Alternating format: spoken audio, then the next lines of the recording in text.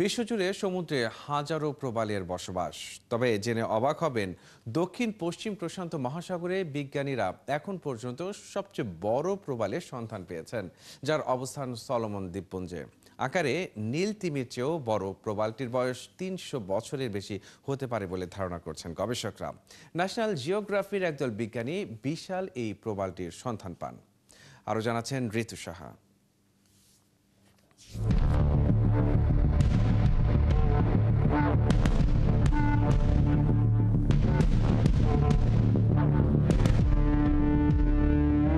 বিশ্বের সবচেয়ে বড় এই প্রবালটির অবস্থান প্রশান্ত মহাসাগরে সলোমন দ্বীপপুঞ্জে।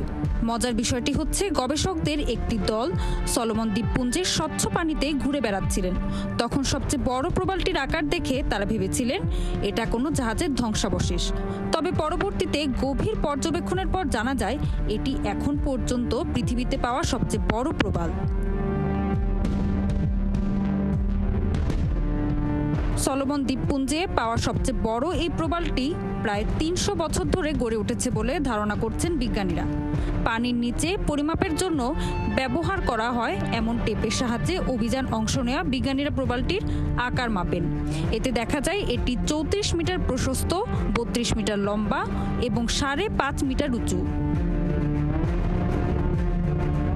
প্রবালটির এই বিশাল আকার পৃথিবীর সবচেয়ে বড় প্রাণী নীলতিমিকেও হার মানায়, কেননা পৃথিবীতে পাওয়া সবচেয়ে বড় নীলতিমির দৈর্ঘ্য ছিল প্রায় ৩০ মিটার।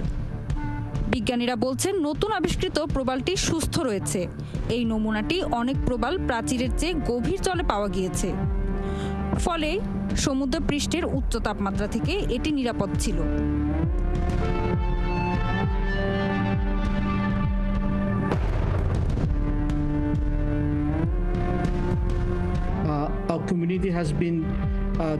আমাদের সম্প্রদায়ের পক্ষ থেকে গত ১৫ বছর ধরে এটিকে সংরক্ষণ করছে।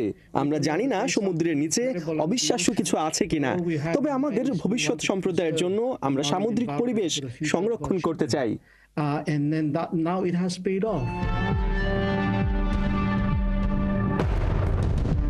পৃথিবীর বুকে এর আগে সর্ববৃহৎ প্রবালের অবস্থান ছিল যুক্তরাষ্ট্রের সামোয়াতে, যেটার নাম ছিল বিগ মামা।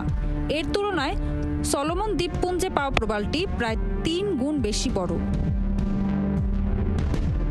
ঋতু সাহা, ৭১।